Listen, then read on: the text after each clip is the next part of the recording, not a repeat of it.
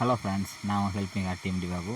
இப்போ நம்ம என்ன பார்க்க போகிறோம்னா, வெள்ளியங்கிரி மலைக்கு திசைவிலேருந்து நம்ம எப்படி போகலாம், கோயம்புத்தூர்லேருந்து எப்படி மலைக்கு போகலாம், அடிவாரத்துக்கு பஸ் ரூட் எப்படி போகலான்னு பார்க்க போகிறோம். இப்போது திசைவிலேருந்து நாங்கள் ஜோதி பஸ்ஸில் புக் பண்ணி போயிருந்தோம்.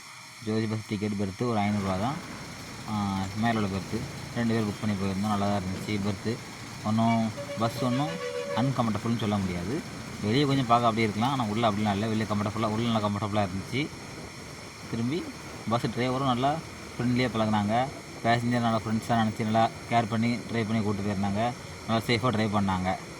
அவங்க ஒர்க்கில் அவங்க நீட்டாக இருந்தாங்க. இது வரைக்கும் ஒரு பிரச்சனையும் இல்லை. நாங்கள் அவங்களோட பேசிக்கிட்டு அவங்களுக்கு கேர்ஃபுல்லாகவும் இருந்துக்கிட்டு கொஞ்சம் ஹெல்ப்ஃபுல்லாகவும் இருந்துக்கிட்டு ட்ராவல் பண்ணோம். நல்லா இருந்துச்சு. அதுபோக திரும்பி நாங்கள் கோயம்புத்தூரில் இறங்கி விட்டாங்க காலைல 5:30க்கெலாம். அங்கேருந்து திரும்பி ஃப்ரெண்டு ஒருத்தவங்க வரக்காண்டி வெயிட் பண்ணோம். திரும்பி வந்தால் 10ஆம் நம்பர் பஸ்ஸு 14D அப்படி இருந்துச்சு பஸ்ஸு. நிறைய பஸ் போச்சு, ஆனால் காலை ஒரு டைமுக்கு அப்புறம் பஸ் கிடையாது. 9 மணிக்கு அப்புறம் பஸ் கிடையாதுன்னு சொன்ன மாதிரி இருந்தாங்க. நாங்கள் அந்த பஸ்ஸில் ஏறினோம். திரும்பி கரெக்டாக 9 மணிக்கெலாம் ரீச் ஆகிட்டோம். அதுக்கப்புறம் பார்க்கலாம்.